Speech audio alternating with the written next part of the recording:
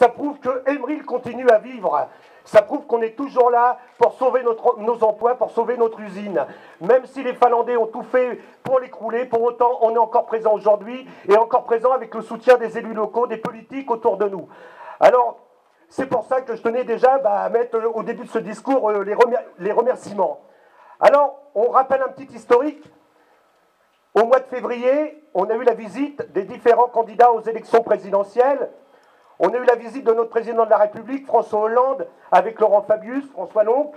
Tout le monde était présent. Et c'est vrai qu'il y a eu, lors de cette visite, des engagements très très forts. J'ai encore le livre d'or à la main, où des mots de sympathie, des encouragements nous ont été donnés. Il y a eu cette demande aussi d'expropriation, il y a eu plein de choses. Et on arrivait à la fin du fin, où on a pu faire cette équipe avec ce projet de réindustrialisation, dont quelques élus, Éric, Jean-Yves et moi-même, Georges, nous faisons partie. Et on ne ménage pas nos efforts pour retrouver des repreneurs, garder les contacts avec les politiques, tous ensemble pour trouver une solution où on a des appuis. On a été reçus dernièrement au ministère de l'Industrie, enfin c'est plus le ministère de l'Industrie, du redressement productif. Et ça c'est important parce qu'on a eu déjà des premiers contacts avec le directeur de cabinet de M. Montebourg, M. Israël, et on nous a dit que le dossier Emeril était une priorité. Et bien cette priorité, on va continuer à se battre pour que ça reste une priorité, avec aussi nos camarades pour qui en ce moment j'ai une pensée parce qu'ils sont en réunion de CCE de chez Silinx à côté de chez nous et qui vivent aussi des moments très très difficiles. Alors aujourd'hui on est quand même dans un tournant. Les élections, la gauche a la majorité absolue. Il faut impérativement, déjà il y a cette petite loi qui a été portée par le PS sur les licenciements lorsqu'une usine présente des solutions alternatives viables et fiable, qu'il y ait une impossibilité pour des actionnaires, pour des dirigeants d'entreprise de fermer leur usine.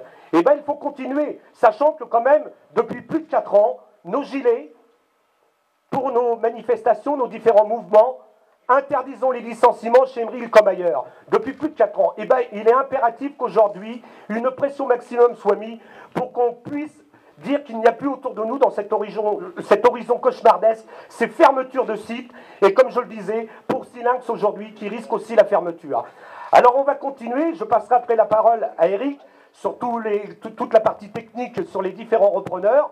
Ces repreneurs, ils existent, avec des solutions alternatives. Et je rappelle que toutes ces solutions alternatives, lorsque nous avons présenté à Rouville, au domaine de Rouville, il y a 2 ans à peu près, les projets alternatifs, on avait pris le professeur Lachenal avec le cabinet Secafi sur les biocarburants, sur la machine à papier, tous ces projets-là, ça a été démonté par un ingénieur, M. Raskolnikov à l'époque, et heureusement pour nous, il n'est plus là aujourd'hui, ça avait été démonté en 5 minutes. 2 heures de présentation, tout avait été démonté en 5 minutes. Et aujourd'hui, les industriels qui se présentent ici et qui sont intéressés par la reprise, eh ben, ça fait partie de leur projet, ce qu'on avait soulevé il y a 2 ans. Et bien ces projets-là, aujourd'hui, ils sont regardés de très près par des industriels qui disent « oui, ça peut être des projets fiables et des projets viables ». Alors, on vous a fait une promesse solennelle. Les licenciements sont tombés pour tous au mois d'avril. Pour les salariés, nous, dits protégés, les licenciements sont tombés fin de semaine.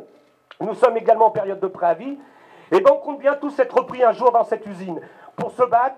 Et si on en est là aujourd'hui, mes chers camarades, si on a pu faire ce projet de réindustrialisation, si on a pu, nous, des élus, être intégrés dedans, si on a été écoutés, eh bien c'est vous, c'est grâce à vous, c'est grâce à ces rassemblements, à ces luttes. Aujourd'hui, c'est encore un exemple. C'est encore un exemple pour dire on est tous mobilisés pour nos emplois, pour sauver nos emplois chez Emeril comme ailleurs. Et on doit garder cette mobilisation jusqu'au bout pour redémarrer le site. Il s'appellera plus Emeril, et ça, c'est pas un problème, bien au contraire. Mais par contre, il y a des repreneurs, ça existe, et les hommes politiques qui sont là, les élus locaux qui sont là aujourd'hui, nous soutiennent, et je vous garantis, on va y arriver, mes chers camarades, mais pour ça, on doit rester mobilisés, comme on est aujourd'hui, c'est très important. Maintenant, je vais passer la parole à Eric et aux élus. Merci, mes camarades, mes amis.